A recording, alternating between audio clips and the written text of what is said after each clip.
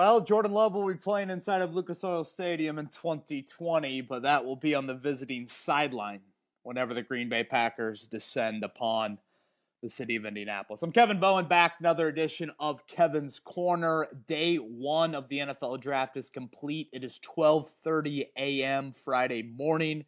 Recording a new edition of Kevin's Corner.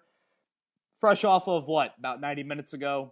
My mentions, maybe a little bit longer than that. My mentions building when Jordan Love's name continued to stay on the board into the mid-20s. I believe it reached, 26 overall when Green Bay traded up with Miami to take Jordan Love there at number 26.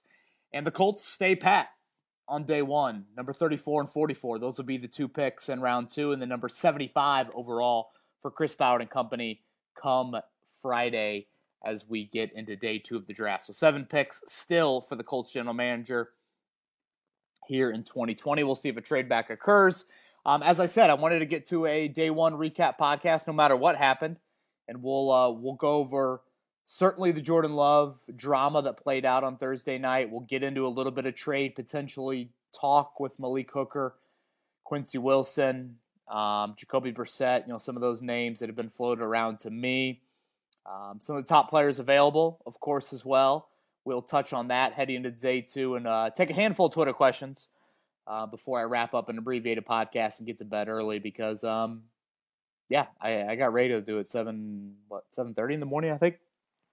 So, yeah, it'll be a quick night, but that's typical in the old NFL draft. All in all, I thought ESPN did a really nice job. I thought Roger Goodell played his role pretty well, and so that was good. Draft intrigue-wise, I didn't think it was too crazy of a night. When Love got to, 20-ish, and you saw the teams like, what was it, the Raiders and Jacksonville, the New England move out of the first round, it started to, I think, rise a little bit more in my mind of like, all right, here you go. Are you going to make a move? And I think when we saw the Colts trade out of 13, that was one indication of what they felt like for Jordan Love. And then I think the lack of pouncing on that opportunity, even when he was at 22, 23, 24, I think that further shows you that there was intrigue, but not enough intrigue, to move up, 10 picks, something around that, because it's not like Green Bay's price was huge. I mean, they moved up 4 spots, gave up a 4th rounder. For the Colts to go from 34 to 26, maybe it would have taken a 3rd rounder, something along those lines. And would I have done it? Yeah, I probably would have. You guys know full well what I think of the long-term quarterback need. I believe in Frank Reich and developing quarterbacks. I think there are some really uncoachable traits that Jordan Love brings to the table that no amount of coaching can develop. And then him sitting for a year, maybe 2 years, like Aaron Rodgers did, or like, even Phillip Rivers did, that would have been really, really enticing to me. So I would have looked long and hard at it. And when San Francisco moved up to 25, I was kind of like, okay, that takes away a trade partner. You had Seattle sitting there at 27. We know the Colts' history with the Seahawks and their personnel department. But, clearly Green Bay wanted to make a move, and Miami is not, shied away from even having all of those first-round picks, saying that they want to move back. But again, I just don't think it ever got to the point for the Colts that they felt like Jordan Love was worthy enough to trade up for. They were not going to, take that chance or give up the draft capital.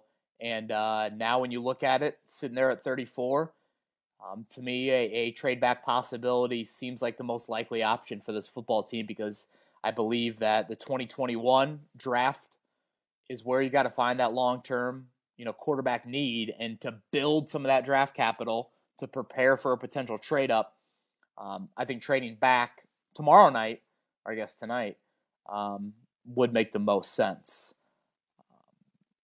And I also wonder how much the lack of this offseason played into the Colts not feeling totally comfortable trading up for Jordan Love.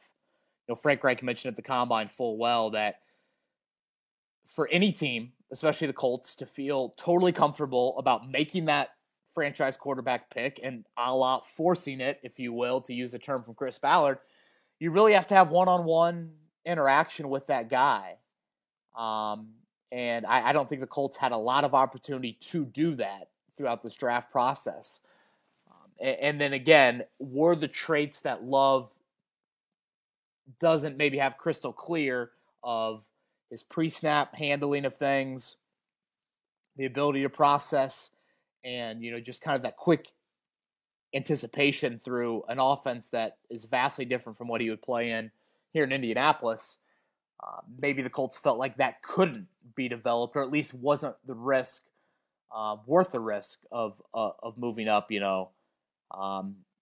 10 picks or so. So I think all those played into the decision ultimately to stand pat at 34, let Jordan Love go, and now again the Colts will have 7 picks as Friday night gets underway. Moving into the Malik Hooker trade debate, I would not do that. No, I'm not a fan of it, to be honest with you. He's 24 years old. I think he's about to should be entering a very motivated part of his career, late into that rookie contract. He's getting healthier. Obviously he had the ACL in his 2017 rookie campaign, but he's only missed 5 games, which isn't great durability, but it's at least notable durability. And when you look at his production with the ball, he's had 7 interceptions in 34 career games. That's still pretty darn good. Has he lived up to the 15th overall pick? No, he has not. But I consider him still a very young player on a very affordable contract, even picking up that 5th-year option here in a couple weeks to what he'd be making in that 2021 season, the 5th year on that rookie deal. Again, I think it's very affordable. And I just want to see him with a better defensive line. What is DeForest Buckner going to do for him? Last year, when quarterbacks targeted Hooker, they had a lot of success. But I would not be parting ways. I think you're creating a need. I know there's a lot of safeties on the board. I don't think a single safety went, if I'm not mistaken, in round 1. But still, I'm holding on to Malik Hooker. I think him and Kari Willis make a nice little pairing. And who are your backups? Who would you turn to and say, okay, here's your new starting safety? To be honest, I would listen to a trade offer to just about anybody not named Quentin Nelson and Darius Leonard. And honestly, I'd probably even listen to those trade offers just to entertain the nonsense that some of these GMs want to talk about, because hopefully by listening to their trade offers, I would get to know something about their team that maybe I didn't know already. And that's just, I think, part of a job for any GM. But I can't see the value for Hooker being anything better than whatever. 3rd round pick, maybe. So yeah, trade-wise, Brissett, I can't see him being moved during this week. Maybe you can get Quincy Wilson for that 7th round pick, a la Henry Anderson a few years ago, Hassan Ridgeway. Because I think from a numbers game, you have Xavier Rhodes, you have TJ Carey. Unless those guys are total flops, I just don't see Quincy Wilson making his way onto this 53-man roster. And he's certainly had a few tweets about this, and we know full well what he's done to his Instagram page and things like that. So we'll see how that plays out the next couple of days. The Colts made 2 moves for Trey Burton and Marcus Johnson. I'm a fan of both of those moves. Am I a fan of either of them to say it should eliminate tight end or wideout from the draft board? Not at all. Let's start with Burton. First off, even though he is undersized for a tight end, he's had some moments as a pretty good run blocker. And the receiving ability for him, dating back to his days of Florida and obviously what he did with Frank Reich in Philly, I think that's what we all know him, as. And the blocking that he showed in Chicago 2 years ago, injuries, I should say, I just look at him when healthy. That's a versatile potential H-back. You don't tip your hand when he comes on the field. I mean, those things are really, really enticing to me, and I think to Frank Reich, certainly. So I'm a fan of kicking the tires on it. He really emerged in the NFL under Frank Reich. He had two very quiet first two seasons in the NFL as an undrafted free agent. And then that 2016-2017 campaigns, that's when he really showed that he could be, potentially a number one tight end. Chicago took a chance, had a nice 2018 season, and then the injury bug, totally eliminated him really in 2019, missed half the season. And when he was on the field, struggled with some drops and did not produce at all at a even close to an adequate level. So I think what you're getting with Burton is just a potential complement to Jack Doyle and Mo Alie-Cox. It's a short-term need. It's a very cheap contract, which you love. Maybe it slightly lessens like the demand I think I would have for a tight end over the next 2 days. But if the right guy is on the board at that position, I am not turning away from it. Not at all. You can't put that much faith in a guy that's coming off hip, calf injuries, 2 surgeries in the last year. I'm not totally eliminating it by any means. But still, Frank Reich uses 4 tight ends a lot. We've seen 5 tight ends even on the board at times for the Colts on their 53-man roster. So, yeah, I'm a fan of this move for sure. Marcus Johnson, gives you the speed, vertical skill set. I do find it a little bit odd that he was a restricted free agent and the Colts didn't throw out that tender initially, but now we're over a month into free agency and a reunion now happens. But I don't look at Johnson and think anything more of he's competing for a roster spot. Draft a tight end or draft a wideout or two, and then Marcus Johnson and Reese Fountain and, Ashton Doolin or whoever else compete for kind of that final wideout spot. And the Colts have always been fans of him. Frank Reich was with him in Philly when he was undrafted out of Texas. They traded for him. The Colts did, one of the rare kind of player trades they've executed under the Chris Ballard regime. And when healthy, I think he showed some flashes to separate and make some plays. So I like having him back, but by no means. Wide or tight end, the Burton move, lessens that need by a little. The Johnson move does not lessen how important wideout is by any means to me. By any means. Going into tomorrow, I think the biggest immediate needs for the Colts are wideout, offensive line depth. I could probably be talked into kind of a rundown defensive end.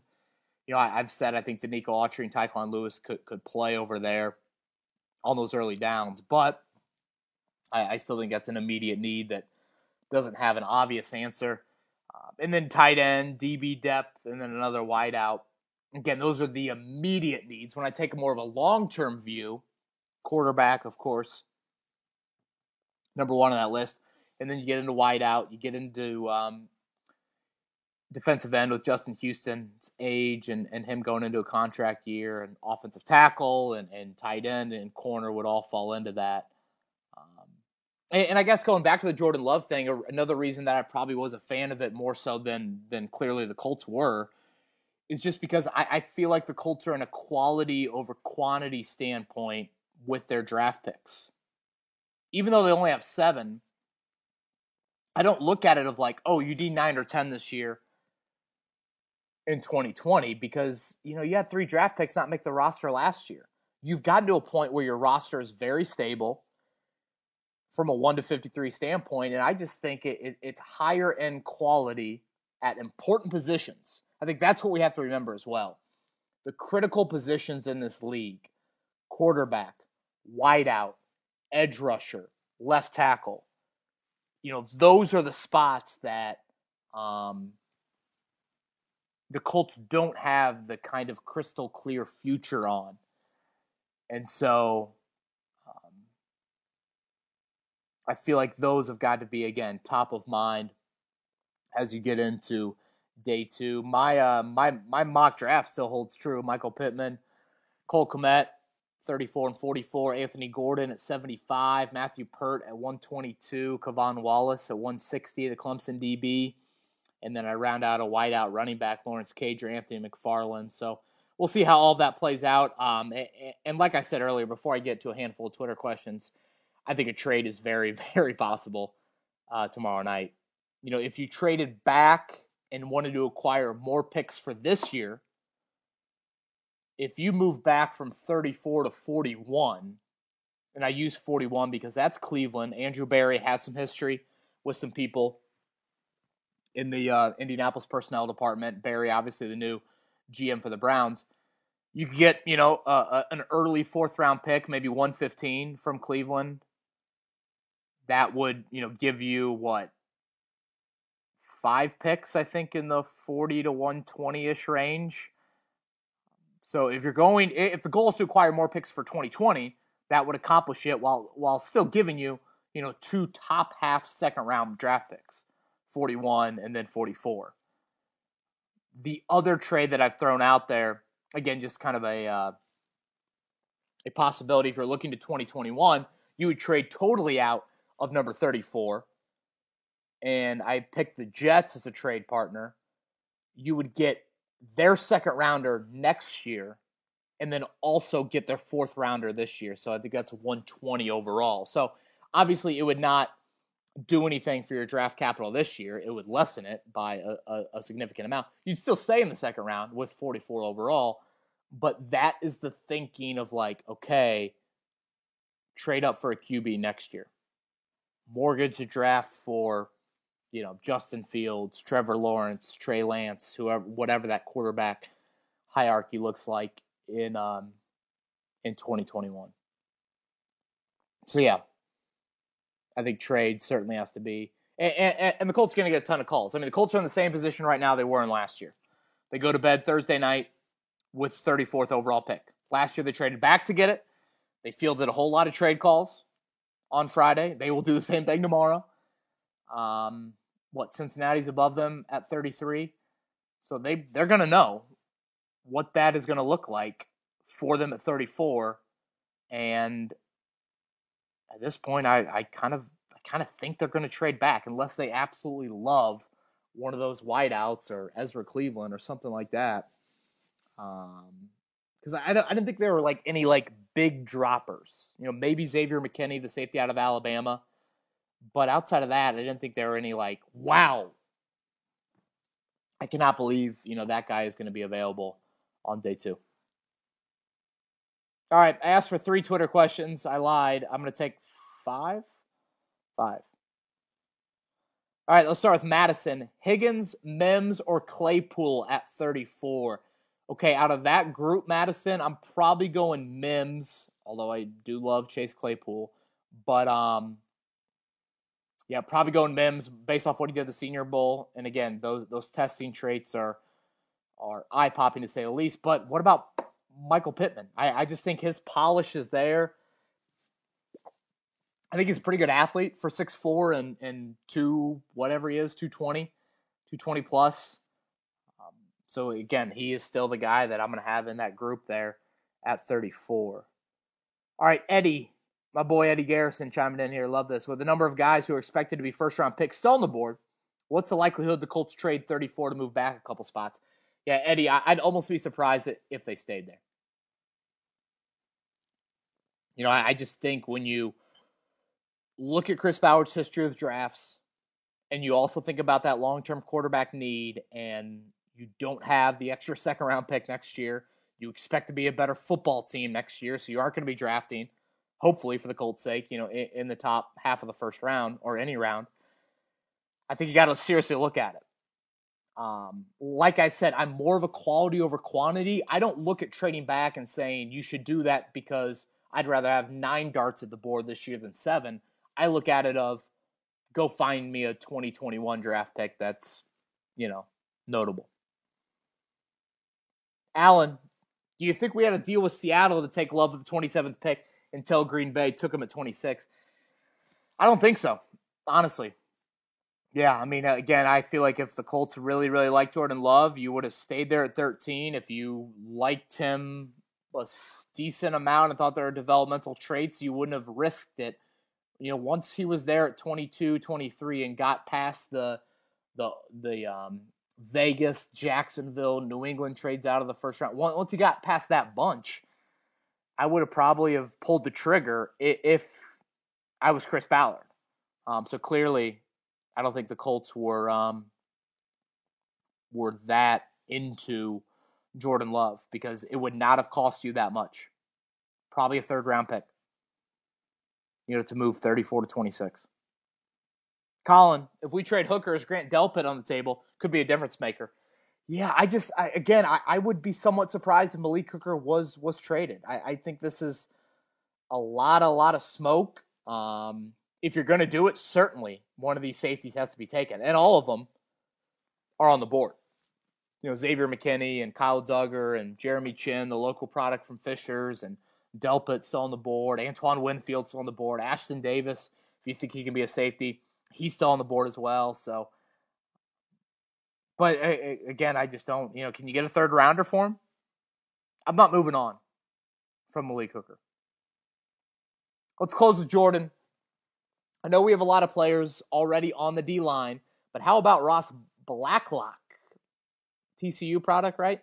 Blacklock, Ballard preached about depth, and he always says O-line, D-line are coveted. Jordan, I don't disagree with you there, and I don't think we should overlook it.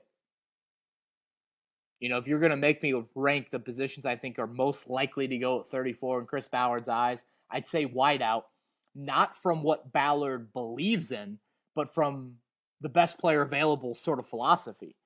If that's really the route that you go, there's a lot of good wideouts still there. Now, like you said, the core beliefs on the defensive and offensive line speak for themselves for Chris Ballard. So, Marlon Davidson still up there, AJ Epineza still up there, Ezra Cleveland, the tackle from Boise State, still on the board as well. So yeah, I'm not ruling out trenches at all in that second round. I am not. So yeah, little abbreviated Kevin's Corner. Gives you a little 20, 25-minuter to get you through Friday. I've posted the top prospects available on day 2. Check that out on 1075thefan.com. Tomorrow night will be very, very busy for the Colts. And yeah, 7 picks to go. If you have any questions, you guys know where to find me, KBone1070. As far as the next pod, probably not till very late Sunday into Monday. Once they start picking, I kind of just want to get through the whole draft. And the old buffer from, ending the draft at midnight on Thursday to not starting the draft again until Friday at 7 allows for a little bit of time for you guys to consume this podcast. Friday, we don't have that. Friday, the draft ends at midnight, and then the fourth round starts at noon on Saturday. So, probably Sunday. From what I've understood, it sounds like Chris Ballard will still do his draft film room stuff. That is the plan for now, so we'll see how all of that unfolds in the quarantine life. So, yeah, sorry, Colts fans that wanted Jordan Love. I know there's a lot of intrigue about it. There was interest. There was intrigue, but I just don't think they fell in love enough.